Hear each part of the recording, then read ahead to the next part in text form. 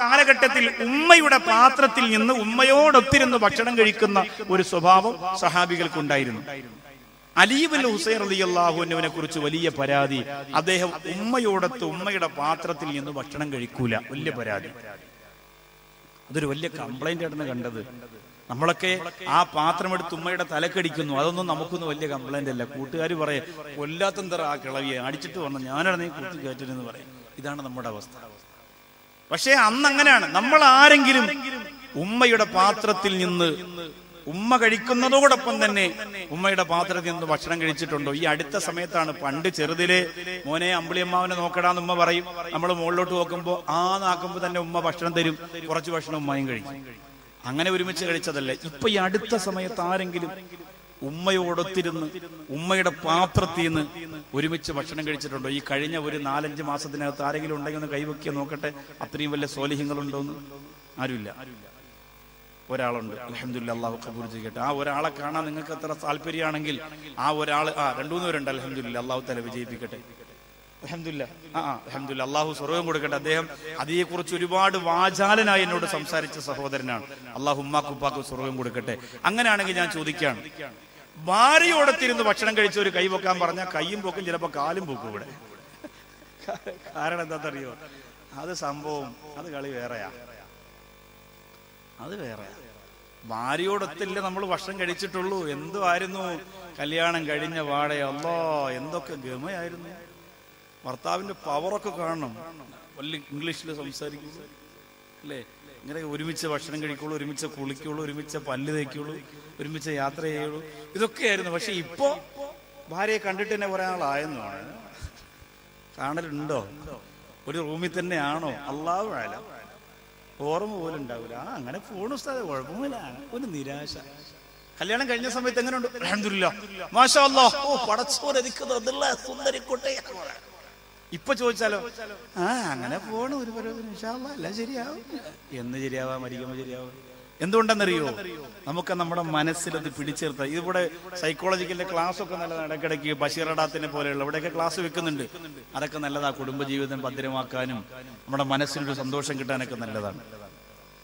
അപ്പോ നമുക്കെന്താണ്, നമ്മുടെ പ്രിയപ്പെട്ട ഭാര്യയോടൊത്ത് നമ്മൾ ഭക്ഷണം കഴിക്കുന്നത് കുടുംബജീവിതത്തിന് ഒരു ഒത്തൊരുമയ്ക്കും സന്തോഷത്തിനൊക്കെ വേണ്ടിയാണ്. ഉമ്മയോടൊത്തിരുന്ന് കഴിച്ചു നോക്കണം, വല്ലാത്ത സുഖമാണത്. അവർക്കൊരു വെറുപ്പ് നമ്മളെടുത്തില്ലല്ലോ. ഏതെങ്കിലും ഉമ്മമാരും മക്കളെ വെറുക്കുമെങ്കിലും ഉള്ളിന്റെ ഉള്ളിൽ അവർക്ക് വെറുക്കാൻ കഴിയില്ല. ഈ കട്ട കൊണ്ടെന്നേറിഞ്ഞാലും എന്റെ കുഞ്ഞിനെ കാക്ക് നീ മന്നാനേ, നിന്യതയോടെ തഴഞ്ഞാലും എന്റെ കൽബിൽ നിറയെ മകനാണേ. തീക്കട്ട കൊണ്ടെറിഞ്ഞാലും, തീക്കട്ട കൊണ്ട് ഉമ്മയെ എറിഞ്ഞാലും ഉമ്മ പറയുന്നു, അല്ലാ എന്റെ പൊന്നുമോന്റെ ശരീരത്തിൽ ഒരു തീപ്പൊരി പോലും വീഴാതെ നീ കാക്കണേ അല്ലാ. അങ്ങനെ പ്രാർത്ഥിക്കാൻ ലോകത്തുമ്മാക്ക് മാത്രമല്ലേ കഴിയുകയുള്ളൂ. ഉമ്മയും ഉപ്പയും കരയുന്ന വീടുകൾ, നന്മ മരിക്കുന്ന ജഹിലിന്റെ കൂടുകൾ, എത്ര തളർന്നാലും വീണ്ടും ചിരിക്കുന്നു റഫുവാണേ, മക്കൾ കലിവാണേ. കഴുത്തിൽ കയറിട്ട മറുനാലും മോനെ മോനെ എന്നല്ലാതെ വിളിക്കൂലേ, കനലിൽ ഇറങ്ങി നടന്നാലും മോനെ നെഞ്ചിന്റെ ചോടീന്ന ഗറ്റൂലേ. ഞാൻ എന്റെ പ്രിയപ്പെട്ട ഉമ്മയെ കുറിച്ച് എഴുതിയ വഴികളാണ്. എന്റെ പ്രിയപ്പെട്ട ഉമ്മയുടെ മുമ്പിൽ ഇരുന്നിട്ട് ഈ പ്രിയപ്പെട്ട നൗഷാദ് വാക്ക് എഴുതിയിട്ട് പാടി സന്തോഷിപ്പിച്ചു കൊടുത്ത വാക്കുകളാണ് നിങ്ങളോട് പറഞ്ഞത്. എന്തറിഞ്ഞാലുള്ള ചെറുപ്പക്കാരാ, തീക്കട്ട കൊണ്ടെറിഞ്ഞിട്ട് നടക്കാൻ പറഞ്ഞാൽ പ്രിയപ്പെട്ട ഉമ്മയെ നെഞ്ചിൽ, പൊന്നുമോനെ നെഞ്ചിൽ ചേർത്ത് വെച്ചിട്ട് കനൽ കട്ടയിൽ ചവിട്ടി നടക്കുമ്പോഴും ഉമ്മ ആ പൊന്നുമോനെ നെഞ്ചിന്റെ ചൂട് കൊടുത്തിട്ട് സമാധാനിപ്പിക്കുകയാണ്. എന്റെ പൊന്നുമോനൊന്നും വരല്ല അല്ലാ, എന്റെ തങ്കക്കുടത്തിനൊന്നും വരല്ല അല്ലാ, എന്റെ മുസ്താഖ് അഹമ്മദ് എന്ന പൊന്നുമോ പൊന്നുമോനെ മരണപ്പെട്ടു പോയപ്പോ അല്ലാഹുവിന്റെ പരിശുദ്ധ ഹറമിൽ നിന്ന് പൊട്ടുന്ന മനസ്സുമായിട്ട് എനിക്ക് ക്ഷമ തരണേ എന്ന് ദുആ ചെയ്തുകൊണ്ട് എന്റെ പൊന്നുമോന്റെ മയ്യത്തിന്റെ മുമ്പ് വരുമ്പോ എന്റെ പ്രിയപ്പെട്ട ഉമ്മ എന്നോട് പറഞ്ഞതല്ലാ, എന്റെ മുസ്താഖ് എന്ന പൊന്നുമോന് മരിക്കുന്നതിന് പകരം എന്നെ മരിപ്പിച്ചിരുന്നെങ്കിലല്ല എന്റെ പൊന്നുമോന് സങ്കടം വരില്ലായിരുന്നല്ലോ. അവന്റെ മകൻ മരിക്കുന്നതിന് പകരം എന്നെ നീ മരിപ്പിച്ചിരുന്നെങ്കിലല്ല എന്നെന്റെ പ്രിയപ്പെട്ട ഉമ്മ പറഞ്ഞപ്പോ എന്റെ ഖൽബിൽ അല്ലാഹു തന്നൊരു സമാധാനമാണ്. ഉമ്മമാരങ്ങനെയാണ്, എത്ര സ്നേഹിച്ചാലും മതിവരാത്ത നീരുറവയാണ് പ്രിയപ്പെട്ട ഉമ്മ. അതുകൊണ്ട് ഉമ്മയോടും വാപ്പയോടും നമ്മൾ ഒരു അധപകേടും കാണിക്കല്ലേ ചെറുപ്പക്കാരാ.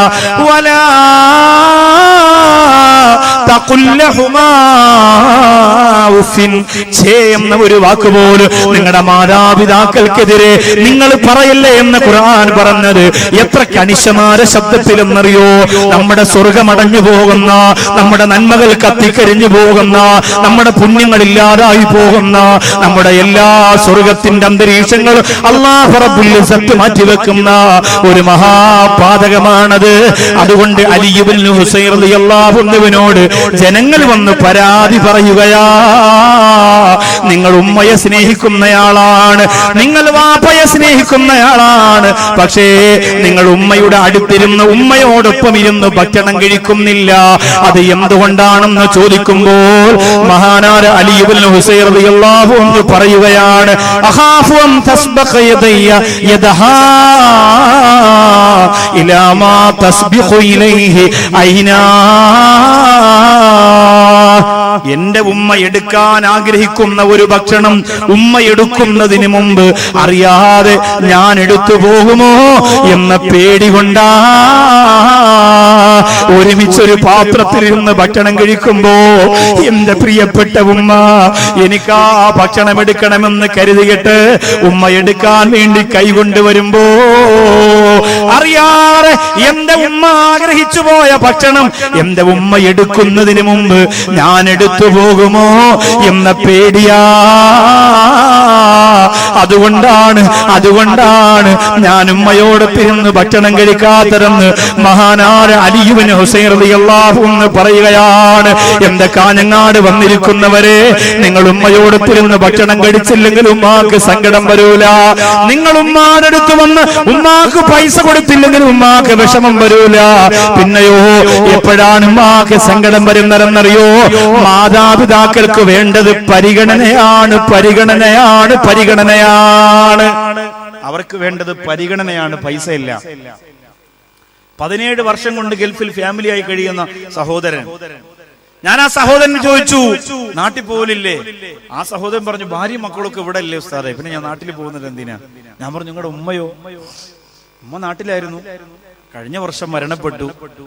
16 വർഷം ഉമ്മയെ കാണാതെ ഗൾഫിൽ നിന്നു ആ സഹോദരൻ. 16 വർഷം മരണപ്പെട്ടപ്പോ നാട്ടിൽ വന്നു.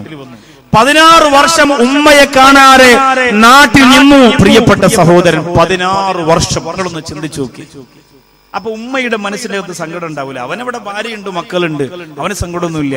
പക്ഷെ ഉമ്മയുടെ മനസ്സിൽ എന്റെ മോൻ എന്നെ കാണാൻ വന്നതിൽ ഇത്രയും വർഷമായില്ലേ, അകന്ന് കഴിയുമ്പോൾ ഒരു അകൽച്ച തന്നെയല്ലേ, നമ്മൾ ചിന്തിക്കൂല. ആരെങ്കിലും ചോദിക്കുമ്പോ ഉമ്മ പറയും, അവനവിടെ നല്ല ജോലിയാണ്, വരാനൊന്നും കഴിയൂല, അറബിയായിട്ട് അടുത്ത ബിസിനസ് ഒക്കെയാണ്, അതുകൊണ്ട് അവിടെ നിന്ന് പെട്ടെന്ന് വരില്ല എന്ന് പറഞ്ഞ് ഉമ്മ സമാധാനിക്കുമെങ്കിലും ആ മനസ്സ് ചിലപ്പോൾ നീറുകയായിരിക്കും. നമ്മൾ കൊടുക്കേണ്ടത് എന്താ? ഈ അരിഞ്ഞാല് വന്ന പ്രിയപ്പെട്ടവരോട് പറയുന്നത്, നമ്മൾ കൊടുക്കേണ്ടത് പരിഗണനയാണ്. നമ്മൾ കൊടുക്കേണ്ടത് പരിഗണനയാണ്. ഇപ്പോ അഷ്റഫ് എന്ന് പറയുന്ന ഒരു നല്ല മകൻ മൂസ എന്ന് പറയുന്ന ആ പ്രിയപ്പെട്ട സഹോദരൻ ഉണ്ടായിരുന്നത് കൊണ്ട് ആ ഉപ്പാക്ക് നല്ല പരിഗണന കിട്ടുന്നുണ്ട്. ഈ സമുദായത്തിൽ വാപ്പ മരിച്ചുപോയെങ്കിലും വാപ്പയുടെ പേര് നിലനിർത്തുന്ന പ്രവർത്തനങ്ങൾ ഇവിടെ നടക്കുന്നുണ്ട്. അൽഹംദുലില്ലാഹ് 100 ഹദിയ ഒരുമിച്ച് ചെയ്യുന്ന പരിപാടി എം ബി മൂസ എന്ന് പറയുന്ന സഹോദരൻ തന്റെ 47 വയസ്സിനകത്ത് ചെയ്തിട്ടുണ്ട്. 47 വയസ്സല്ല മരിക്കുമ്പോൾ, 47 വയസ്സിനകത്ത് ചെയ്തു കൂട്ടിയിട്ടുണ്ട്. ഇവിടെ എത്രയോ കാര്യങ്ങൾ 10-25 വയസ്സൊക്കെ പ്രായമാകുമ്പോൾ എത്രയോ സംഘടനകളുടെ തലപ്പത്താണ്, എത്രയോ സ്ഥാപനങ്ങളുടെ തലപ്പത്താണ്, എത്രയോ കാര്യങ്ങളുടെ മേൽനോട്ടക്കാരനാണ്. ആ പ്രിയപ്പെട്ട സഹോദരൻ. ഞാനിവിടെ ആദ്യം വരുന്ന സമയത്ത് എന്നെ മൗവൽ അഷ്റഫ് സാഹിബാണ്, MB അഷ്റഫ് സാഹിബിനെ, ABM അഷ്റഫ് സാഹിബിനെ പരിചയപ്പെടുത്തുന്നത്. അന്ന് വണ്ടിക്കകത്തിരുന്ന് സംസാരിക്കുമ്പോൾ, അഷ്റഫ് സാഹിബ് ഇവിടെ ഇല്ല, അബുദാബിയിലാണ്, അദ്ദേഹം എന്നോട് പറഞ്ഞിട്ടുണ്ട്, ഇദ്ദേഹത്തിന്റെ ഉപ്പയെ കുറിച്ച് ഒരുപാട് പറഞ്ഞിട്ടുണ്ട് ഉപ്പയെക്കുറിച്ച്, ഉപ്പയുടെ ജീവിത കാര്യങ്ങളെ സംബന്ധിച്ചും അന്നുണ്ടായിരുന്ന അവസ്ഥകളെ കുറിച്ചൊക്കെ ഒരുപാട് നാട്ടുകാർക്ക് അറിയുന്ന പല ചരിത്രങ്ങളും. ഇവിടെ സുവനീറൊക്കെ അവരിറക്കി, അതിനകത്തൊക്കെ ധാരാളം പറയുന്നുണ്ട്. അള്ളാഹു അദ്ദേഹത്തിന് ഉന്നതമായ ബർസഖ് ജീവിതം അള്ളാഹു കൊടുത്ത് അനുഗ്രഹിക്കുമാറാകട്ടെ. അവരൊക്കെ കാലാകാലം നമ്മുടെ മുമ്പിൽ തന്നെ ഉണ്ടാവണമെന്ന് നമ്മൾ ആഗ്രഹിച്ചവരാണ്. പക്ഷെ അങ്ങനെ ആഗ്രഹിക്കാനല്ലേ നമുക്ക് പറ്റുള്ളൂ. പക്ഷെ അവരെ ഇങ്ങനെ അള്ളാഹു ഒരു തീരുമാനം വരുമ്പോൾ ഒരു കാരണമുണ്ടാക്കി അള്ളാഹു കൊണ്ടുപോവാണ്. പരിഗണനയാണ് നമ്മുടെ ഉമ്മാക്കും ഉപ്പാക്കും ആവശ്യം, പൈസയല്ല. നിങ്ങൾ എല്ലാ മാസവും കുവൈറ്റിൽ നിന്നും, ഇറാഖിൽ നിന്നും, സൗദിയിൽ നിന്നും, മസ്കറ്റിൽ നിന്നും വാപ്പാക്ക് 50,000 അയച്ചു കൊടുക്കുന്നു പറഞ്ഞെന്ന് അതൊന്നും പരിഗണനയില്ല. പരിഗണന എന്ന് പറഞ്ഞാൽ എന്താ? നിങ്ങൾ വാപ്പാടെ ഉമ്മയുടെ അടുത്ത് വന്നിരിക്കും. എത്ര തിരക്കുണ്ടെങ്കിലും പെരുന്നാളിന് ഉമ്മയെ കാണാതെ എനിക്കെന്ത് പെരുന്നാളാന്നോ ഉമ്മയുടെ മുഖത്ത് നോക്കി പറയുന്ന മോനെ ഉമ്മാക്ക് മറക്കാൻ കഴിയില്ല. ഇന്ന് പെരുന്നാളിന് മക്കൾ വാപ്പാക്കും ഉമ്മാക്കും അയച്ചു കൊടുക്കുന്നത് എന്താണ്? ഈദ് മുബാറക് മൊബൈലിലൂടെ. ഉമ്മ രാവിലെ എടുത്ത് നോക്കുമ്പോ, ഉമ്മ മൂത്ത മോനെ വിളിച്ചോ? ഇല്ലല്ല, അവൻ ഈദ് മുബാറക് അയച്ചിട്ടുണ്ട് രാവിലെ, കഴിഞ്ഞു, എന്റെ പെരുന്നാൾ കഴിഞ്ഞു. ഉമ്മയോടത്തുള്ള പെരുന്നാൾ മറന്നുപോയ കാഞ്ഞങ്ങാട്ട മക്കളെ, വാപ്പയോടത്തുള്ള പെരുന്നാൾ മറഞ്ഞുപോയ കാഞ്ഞങ്ങാട്ട മക്കളെ, ആ കുടുംബജീവിതത്തിന്റെ മധുരം നിങ്ങൾ നശിപ്പിച്ചു കളയല്ലേ? ആ ഒത്തൊരുമയുടെ മാഹാത്മ്യം നിങ്ങൾ തകർത്തെറിഞ്ഞു കളയല്ലേ? അല്ലാഹുവേ, ഞങ്ങളുടെ കുടുംബത്തിൽ നിന്റെ ബറക്കത്തും അഭിവൃദ്ധിയും ഐശ്വര്യവും തരണേ അല്ലാ. പരിഗണനയാണ് അവർക്ക് ആവശ്യം. നിങ്ങളൊരു വീട് വെക്കാൻ പോകുന്നു, കാസർഗോഡ് ജില്ലയിൽ ഒരു 10 സെന്റ് വസ്തു നിങ്ങൾ വാങ്ങി. ആദ്യം നിങ്ങൾ പറയേണ്ടത് ആരോടാണ്? വേദനയോടെ നിങ്ങളെ പ്രസവിച്ച ഉമ്മയുടെ അടുത്ത് പോയിട്ട് പറയണം, ഉമ്മ ഞങ്ങൾ വീട് വെക്കാൻ പോകുന്നു, ഉമ്മ ഒരു ചെറിയ വസ്തു വാങ്ങി, ഉമ്മ നിങ്ങൾ ദ്വാരക്കണമെന്ന് ഉമ്മയോട് പറഞ്ഞത് കൊണ്ട് എന്റെ ചെറുപ്പക്കാരാ, ഒരു നഷ്ടവും നിനക്ക് വരാൻ പോകുന്നില്ല. വാപ്പയോട് പറയണം, വീട് വെക്കാൻ പോകുന്നു, വീടിന് കുറ്റിയടിക്കാൻ തങ്ങൾ വരുന്നു, വാപ്പ കൂടി വരണം, ഉമ്മ കൂടി വരണം. എന്റെ വീട് താമസമാകാൻ പോകുന്നു, എന്റെ വീടിന്റെ ചാവി ഉമ്മ എന്റെ ഭാര്യയുടെ കയ്യിൽ കൊടുക്കണം, ഉമ്മ ആ വീടിന്റെ താമസത്തിന്. ഇതൊക്കെ നമ്മൾ പറയണ്ടേ? ഭാര്യ ഉമ്മയെയും ചേർത്ത് കൊണ്ടുപോകണം. ചില ഉമ്മമാര് വലിയ പ്രശ്നമാണ്, പറയാതിരിക്കാൻ പറ്റൂല, വലിയ പ്രശ്നമാണ് ചില ഉമ്മമാര്. അതുകൊണ്ടാണ് ഈ മരുമക്കൾ പറയുന്നത്, ഭർത്താവ് പറയും എവിടെ പോവാ നിങ്ങള്? അപ്പൊ ഭർത്താവ് പറഞ്ഞ ഉമ്മയോട് പോയി പറയട്ടെ, ഞങ്ങൾ വസ്തു വാങ്ങാൻ പോണ കാര്യം ഉമ്മയോട് പറയട്ടെ. അപ്പൊ ഭാര്യ പറയും, നിങ്ങൾക്ക് വേറെ ജോലിയുണ്ട് മനുഷ്യ, എല്ലാം ഉമ്മാരെടുത്ത് പോയി പറഞ്ഞ വസ്തു വാങ്ങാൻ പറ്റുമോ? ഉമ്മ നാട് മൊത്തം പോയി പറയൂലേ? ആകെ ഫിത്തിന ഉണ്ടാവൂലേ? ആ വസ്തു വേറെ കച്ചവടക്കാർ കൊണ്ടുപോലേ? എന്തൊരു വന്നാലും എന്ന് പറഞ്ഞ് ഭാര്യ പറയുന്നതോടുകൂടി അവൻ സ്റ്റോപ്പ് ചെയ്യും. എന്നാ ഇവൻ പറയണ്ടേ, ഞാൻ ഉമ്മയോട് പറയാൻ പോവല്ലേ, ഇനിയിപ്പോ നീ പറഞ്ഞോളൂ, ഞാൻ പറയണ്ടേ, പോട്ടെ എന്ന് പറഞ്ഞിട്ട് അവൾ അറിയാതെ ഉമ്മ അടുത്ത് പോയി പറയണം. അങ്ങനെയൊക്കെ മക്കൾ നമ്മുടെ അടുത്ത് തന്നെ വേണം. അവർ പണം ചെലവഴിക്കുന്നൊരു ഇഷ്ടമില്ല, അവർ യാത്ര പോകുന്നൊരു ഇഷ്ടമില്ല, അതൊക്കെ നമുക്ക് തോന്നും. പക്ഷേ ആ സമയത്ത് നമ്മൾ ചിന്തിക്കണം, നമ്മുടെ പ്രിയപ്പെട്ട ഉമ്മയെ കുറിച്ച് നമ്മൾ ആലോചിക്കണം. ചില ഉമ്മമാരെങ്ങനെയാണ്, വലിയ പ്രശ്നമാണ്. മക്കളും മോനും മരുമോളും എവിടെ പോയാലും ഉമ്മയും കൂടി ചുരിദാറും എടുത്ത് കയറ്റി കൊണ്ടിറങ്ങി ചെല്ലും, കൂടെ ഞാനും വരണം. അപ്പോ മക്കള് പറയും, ഉമ്മ ഈ വയസ്സുകാലത്ത് ഞങ്ങൾ പോണത് വീഗാലാൻഡില, ഉമ്മ അതിന്റെ മോളിൽ കയറി മറിഞ്ഞുവിടും, ഉമ്മയുടെ കാറ്റ് പോകും. മരുമോളി ചിലപ്പോൾ പറയും, കൊണ്ടുപോകാം, മരിക്കണമെങ്കിൽ മരിക്കട്ടെ, കയറ്റി വിടാം നമുക്കെന്ന് പറയാം. ചില മരുമോൾ അങ്ങനെയും പറയും. ഇതെങ്ങനെ? കാരണം എന്താണെന്നറിയോ? ആ സമയമാകുമ്പോഴാണ് നമുക്ക് അതിന്റെ വിപ്രാളം അറിയുക. എന്നാൽ യവൻ എന്ത് ചെയ്യണം? നിങ്ങൾ യാത്ര വയ്ക്കോ, വല്ലപ്പോഴും ഉമ്മയോട് പറയണം, ഉമ്മ ഇന്ന് നമുക്ക് ഡിന്നർ പുറത്തുനിന്ന് കഴിക്കാം. ഉമ്മ പറയും, ശരി മക്കളെ. ഉമ്മ പെട്ടെന്ന് ഒരുങ്ങി തയ്യാറായി വരും. വലിയ വണ്ടിക്കകത്ത് ഭാര്യയും മക്കളും ഉമ്മായും ഉപ്പായും ഉപ്പുപ്പായും എല്ലാവരും കയറട്ടെ, കൊണ്ടുപോയി നല്ല അടിപൊളി ഹോട്ടലിൽ, തട്ടുകടയിൽ കൊണ്ടുപോകരുത്, കുടുംബകലം വീണ്ടും കൂടെ ഉള്ളൂ, നല്ല അടിപൊളി ഹോട്ടലിൽ കൊണ്ടുപോയി നല്ല സുഭിക്ഷമായ ഭക്ഷണം. ഉമ്മയോട് പറയണം, ഉമ്മക്ക് എന്താ വേണ്ടത്? മട്ടൻ ലിവർ വേണോ, മട്ടന്റെ കാല് വേണോ, തല വേണോ, എന്താ ഉമ്മക്ക് കഴിക്കാൻ ഇഷ്ടം? ഏറ്റവും കൂടുതൽ ഇഷ്ടമുള്ള പറയുമ്മ, എന്റെ അടുത്ത് പറയുമ്മ, ഞാൻ വാങ്ങിത്തരാം, ഞാൻ ഉമ്മയുടെ പൊന്നുമോനല്ലേ എന്നൊരു വാക്ക് നിങ്ങൾ പറഞ്ഞ് ആ ഉമ്മ ഭക്ഷണം കഴിക്കാതെ ഒരു പക്ഷെ അവിടെ ഇരുന്ന് കരയും. അന്ന് വരെ നിങ്ങളോട് കാണിച്ച എല്ലാ വെറുപ്പും